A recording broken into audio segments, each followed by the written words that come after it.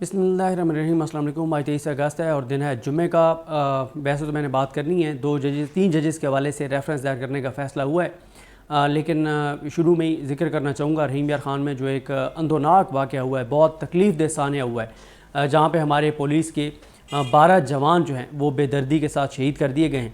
और कच्चे के इलाके में दर्जनों बार हमें ये बताया गया है, हमें ये कहा गया है कि जनाब कोई नो गो एरिया नहीं है और पूरे पाकिस्तान ओके है, पूरे पाकिस्तान के ऊपर चीज़ें ठीक हैं। लेकिन अगर इसमें नो गो एरिया नहीं था तो फिर हमारे जवान वहाँ पे कैसे शहीद हो गए। और मैं ये समझता हूँ कि इन हमारे जवानों की शहादत और इनके कत्ल का मुकदमा जो है वो मोहसिन नकवी, मरियम नवाज़ और जो मोहसिन नकवी हैं, ये शहबाज शरीफ का तो बेचारा का वो तो इरेलीवेंट है मेन, तो क्योंकि वहाँ पे मोहसिन नकवी रहे हैं, और तीसरा उस्मान अनवर आईजी जो है, इन तीनों पे इनके कत्ल की एफआईआर कटनी चाहिए। क्यों?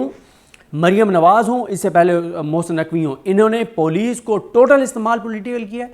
इन्होंने चार दीवारी के तकद्दुस पामाल करने के लिए पुलिस को इस्तेमाल किया है, लोगों की ख़वातीन को घसीटने के लिए इस्तेमाल किया है, और साथ इन्होंने पुलिस जो वहाँ पर कच्चे के इलाके में लड़ रही है, कोई उनके पास इक्विपमेंट नहीं है। पैसा कहाँ पे खर्च हो रहा है? टिकटॉक बनाने के ऊपर। कहाँ पे खर्च हो रहा है? टीवी चैनल्स के मालकान को ख़रीदने के लिए, उनका तन मन धन सब कुछ उनका ख़रीदने के लिए मालकान का अरबों रुपए खर्च हो रहे हैं। और पैसा कहाँ पे खर्च हो रहा है? फायरवॉल, हमारे ऊपर तनकीद ना हो, हमें एक्सपोज ना किया जाए, असल हकायक सामने ना आए, उसके लिए फायरवॉल। खुदा का खौफ करें, वो भी किसी माँ के बच्चे थे, किसी माँ के जिगर का टुकड़ा थे।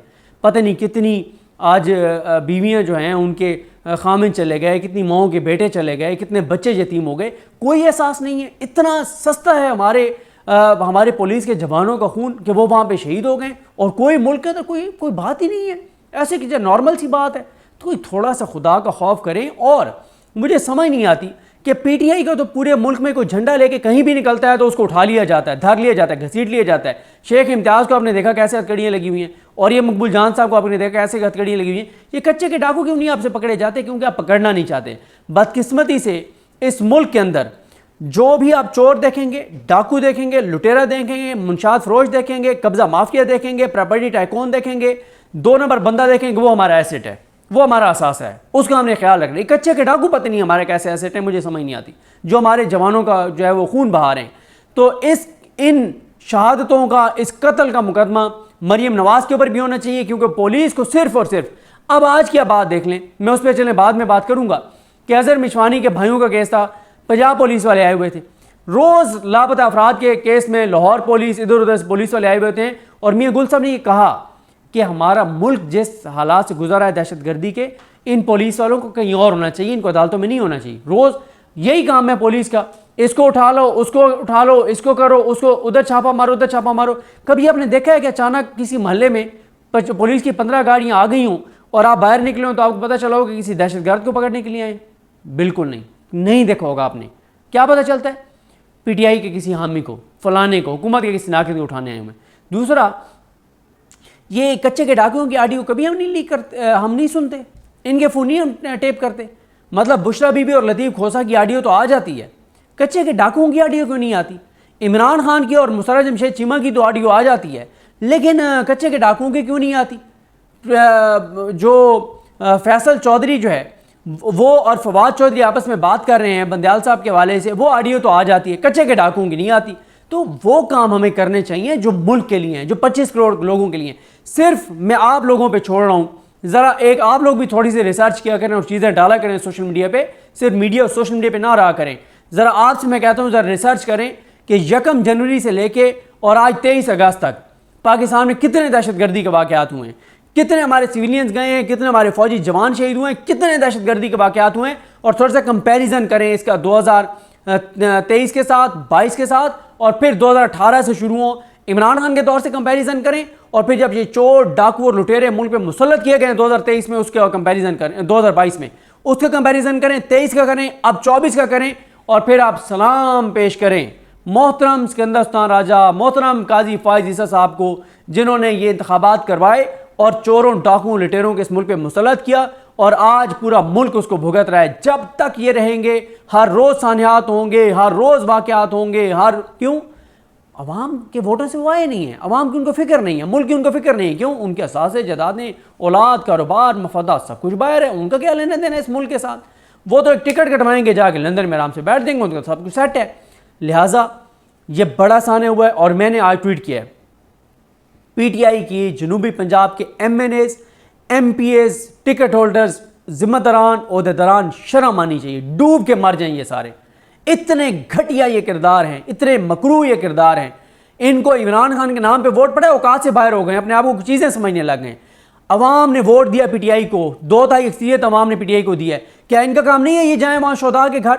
इनका काम नहीं है कि वहाँ जाए लोगों के दुख दर्द में शरीक हों? 2 सानियात हुए, एक वो जो हजाम का काम करते थे हमारे जनूबी पंजाब के जवान वहाँ पे किस ट्राइबल एरिया में, उनको बेदर्दी से उनके गले काट दिए गए। ईरान में हमारे वहाँ पे सराइकी इलाकों के जनूबी पंजाब के जवान बच्चे वहाँ पे काम करते थे बॉर्डर पे, उनको ज़िबा कर दिया गया, उनको शहीद कर दिया गया।